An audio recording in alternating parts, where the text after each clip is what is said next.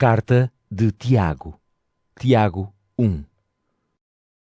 Da parte de Tiago, servo de Deus e do Senhor Jesus Cristo, às 12 tribos do povo de Deus, dispersas pelo mundo. Saudações. Meus irmãos, devem sentir-se profundamente felizes ao terem de passar por várias provações, pois sabem que uma fé assim provada dá como fruto a perseverança. Procurem ser perseverantes até ao fim, para chegarem a ser completamente perfeitos, sem faltar nada. Se alguém não tem sabedoria suficiente, peça a Deus, que a dá a todos de graça, sem humilhar ninguém, e ser-lhe-á dada. Mas aquele que pede, deve pedir com fé, sem duvidar. Aquele que duvida é como as ondas do mar levadas pelo vento. Esse nem pense que há de conseguir alguma coisa do Senhor, pois é um indeciso e pouco seguro em tudo o que faz. Aquele irmão que for de condição humilde deve sentir-se orgulhoso por Deus o engrandecer, e o que for rico deve sentir-se orgulhoso por Deus o humilhar, pois sabe que a sua vida é breve como a flor do campo. Quando o sol se levanta e vem o calor, seca a planta, a sua flor murcha e a beleza do seu aspecto desaparece. Assim também o rico há de murchar na sua ambição de riquezas. Feliz daquele que resiste às tentações, porque, depois de ter sido provado, recebe como prémio a vida eterna que Deus prometeu aos que o amam. Mas quando alguém for tentado, não diga: foi Deus que me mandou esta tentação, porque Deus nem é tentado por nenhum mal, nem é causador de tentação para ninguém. Os maus desejos é que são motivo de tentação para cada um, seduzindo-o e desviando-o do caminho certo. Deste modo, o mau desejo gera o pecado, e o pecado, como consequência final, produz a morte. Não se deixem enganar, meus queridos irmãos. Tudo o que recebemos de bom e perfeito vem do céu, do Pai, fonte de toda a luz. Nele não há mudança nem sombra alguma. Pela sua própria decisão, trouxe-nos à luz da vida por meio da sua palavra de verdade, para sermos os primeiros frutos do seu mundo novo. Gravem bem isto na memória, meus queridos irmãos. Cada um deve estar sempre pronto para ouvir, mas não deve precipitar-se no falar, nem irritar-se com facilidade. Pois quem se irrita não faz a vontade de Deus. Por isso, ponham de lado toda a espécie de impureza e qualquer arresto de maldade, e recebam com humildade a semente da palavra de Deus, que tem poder para vos salvar a vida. Ponham a palavra de Deus em prática e não se contentem com ouvi-la, porque desse modo enganam-se a si mesmos. Aquele que se contenta com ouvir e não põe em prática a palavra é como alguém que se vai ver ao espelho. Vê a sua cara, mas mal se volta, esquece-se logo de como era. Pelo contrário, aquele que presta atenção à verdadeira lei, a da liberdade, e que continua a fazer caso dela, não é como um simples ouvinte que se esquece logo. É alguém que ouve e pratica. E assim é que ele encontrará a felicidade. Se alguém acha que é uma pessoa muito religiosa, mas não domina a sua língua, está completamente enganado. A sua religião é inútil. A pura e verdadeira religião diante de Deus, nosso Pai, é esta: cuidar dos órfãos e das viúvas nas suas dificuldades e afastar-se da corrupção do mundo. Tiago 2. Meus irmãos, pela fé que têm em Jesus Cristo, nosso glorioso Senhor, não tratem as pessoas com medidas diferentes. Imaginem, por exemplo, que entram 2 homens na vossa sinagoga, um com anéis de ouro e ricamente vestido, e outro pobre e muito mal vestido. Dirigem-se ao que vem ricamente vestido e dizem-lhe: senta-te aqui, no lugar de honra. Depois dizem ao pobre: tu, fica aí de pé, ou senta-te no chão junto ao meu estrado. Não veem que desta maneira estão a fazer diferenças entre pessoas e a julgá-las por critérios errados? Ouçam bem, meus queridos irmãos. Como sabem, Deus escolheu aqueles que são pobres aos olhos do mundo para lhes dar a riqueza da fé e os fazer herdeiros do reino que Ele prometeu a quem o ama. No entanto, desprezam os pobres. Mas não são porventura os ricos que vos oprimem e que vos levam a tribunal? Não são eles que blasfemam contra o maravilhoso nome que foi invocado em vosso benefício? Portanto, procedem bem se cumprirem o mandamento fundamental do reino, que está na Escritura. Amarás o teu semelhante como a ti mesmo. Mas se fazem diferenças entre as pessoas, isso é pecado, e a lei de Deus condena-vos como transgressores. Pois aquele que cumpre os mandamentos da lei, mas despreza um só deles, é como se os tivesse desprezado a todos. Deus que disse: Não cometerás adultério. Também disse: Não matarás. Se matares alguém, ainda que não cometas adultério, tornas-te transgressor da lei. Portanto, devem falar e viver como quem vai ser julgado pela lei da liberdade. Será julgado sem misericórdia aquele que não mostrou misericórdia. No dia do juízo, a misericórdia é que vence. Que importa, meus irmãos, alguém dizer que tem fé se a não põe em prática? Será que essa fé lhe trará a salvação? Imaginem que algum irmão ou irmã não tem nada que vestir e lhe falta o necessário para comer, cada dia. Poderão dizer-lhes: vão em paz, hão de encontrar com que se aquecer e matar a fome. Mas se não lhes dão aquilo de que eles precisam, de que valem essas boas palavras?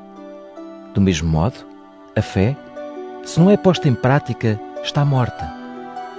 Mas alguém poderá ainda dizer: tu tens a fé e eu tenho as obras.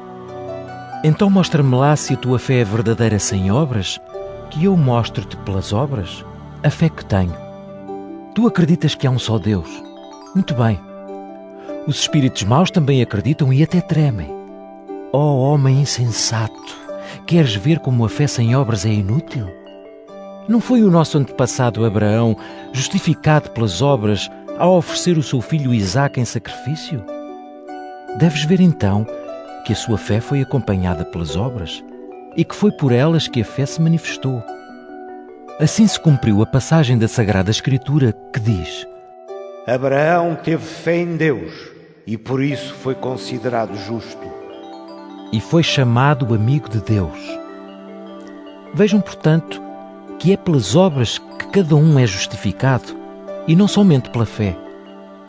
Lembram-se do exemplo da prostituta Raabe, que recebeu os enviados do povo de Israel e lhes indicou outro caminho para fugirem?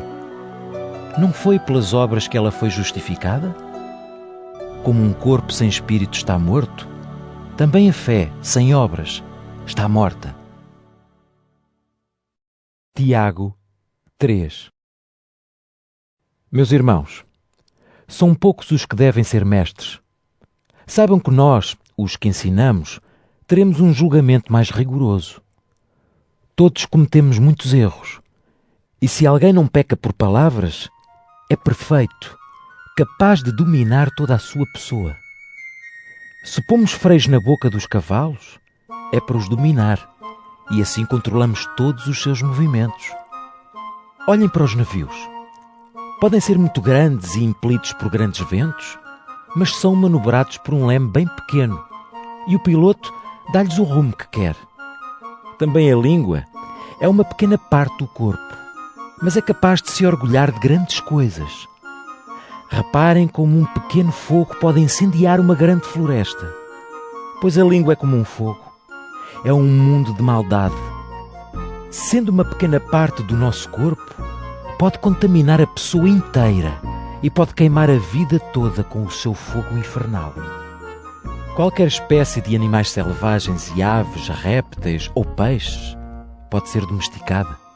De facto, têm-se domesticado animais de todas as espécies.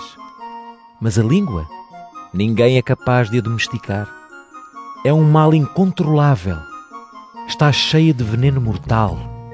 Com ela bendizemos o Senhor, nosso Pai, e com ela amaldiçoamos as pessoas que foram criadas à imagem de Deus. Da mesma boca saem palavras de bênção e de maldição. Meus irmãos, isto não devia ser assim. Será que uma fonte pode deitar pela mesma bica água doce e água amarga? Como é possível, meus irmãos, que uma figueira dê azeitonas ou que uma videira dê figos? Uma nascente de água salgada nunca pode dar água doce. Há no vosso meio alguém que seja sábio e inteligente? Então que mostre, com o seu bom procedimento, obras de uma sabedoria vivida com modéstia. Se tiverem sentimentos de grande ciúme ou inveja em vossos corações, não sejam presunçosos, nem usem da mentira em prejuízo da verdade. Essa não é a sabedoria que vem de Deus. Pelo contrário, é terrena e mundana, vem do demónio. Onde existem ciúme e inveja, aparecem a desordem e toda a espécie de maldades. Mas a sabedoria que vem de Deus é, antes de tudo, pura, pacífica, compreensiva, dócil, cheia de misericórdia e boas ações. Não faz distinção de pessoas e não é fingida. Aqueles que trabalham pela paz vão lançando a semente da paz, que lhes dará uma colheita de justiça. Tiago 4. De onde vêm as guerras e as lutas que experimentam? Não será das paixões conflituosas no interior de cada um? Desejam, mas não possuem. Matam e cobiçam, mas não ficam satisfeitos. Daí vêm as vossas guerras e lutas. Não têm o que querem, porque não o pedem a Deus. Se pedem e não recebem, é porque pedem mal, pedindo coisas que só servem os vossos prazeres. Gente infiel, não sabem que a amizade para com o mundo é inimizade para com Deus? Se alguém quer ser amigo do mundo, torna-se inimigo de Deus.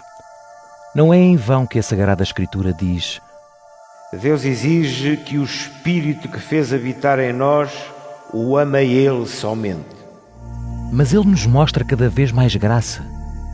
Por isso diz ainda a Sagrada Escritura: Deus resiste aos orgulhosos, mas concede a sua graça aos humildes. Portanto, sejam submissos a Deus e resistam ao diabo, que ele fugirá de vós. Vão ao encontro de Deus e ele virá ao vosso encontro. Os que são pecadores, corrijam-se dos seus erros. Os indecisos, purifiquem as suas intenções. Reconheçam o vosso mal, arrependam-se e chorem. Que o vosso riso se transforme em luto e a vossa alegria em tristeza. Humilhem-se diante do Senhor e Ele vos há de engrandecer. Irmãos, não falem mal uns dos outros. Aquele que julga o seu irmão ou fala mal dele, está a falar mal da própria lei de Deus e a julgá-la.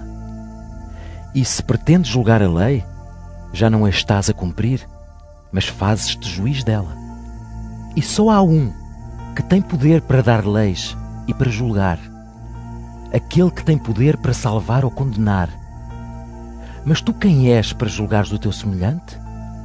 Há por aí quem diga: hoje ou amanhã vamos para tal terra, passamos lá um ano a fazer negócio e ganharemos bom dinheiro. Mas nem sequer sabem o que vos vai acontecer amanhã.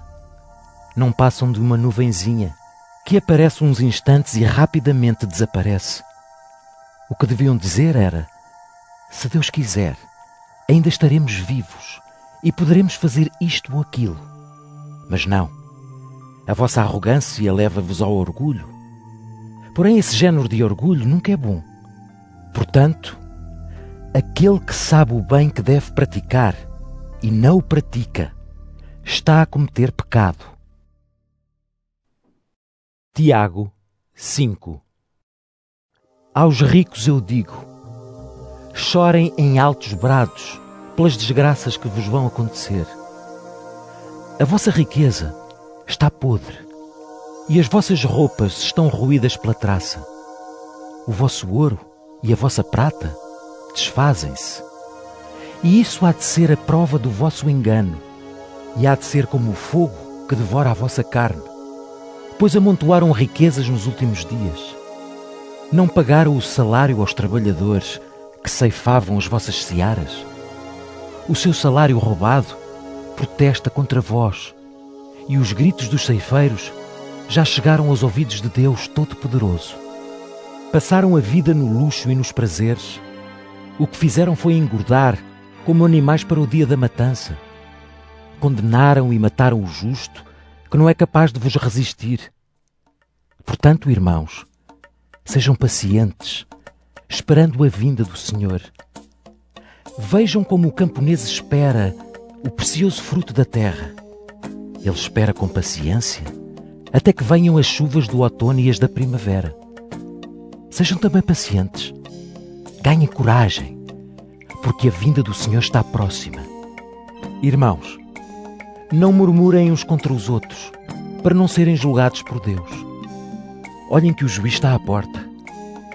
Siga o exemplo de coragem e de paciência dado pelos profetas que falaram em nome do Senhor. Nós louvamos aqueles que perseveraram. Já vos falaram da perseverança de Jó e conhecem também a recompensa que o Senhor por fim lhe deu. De facto, o Senhor é cheio de misericórdia e compaixão. Sobretudo, irmãos, não façam juramentos nem pelo céu, nem pela terra, nem por coisa nenhuma. Digam sim quando for sim e não quando for não.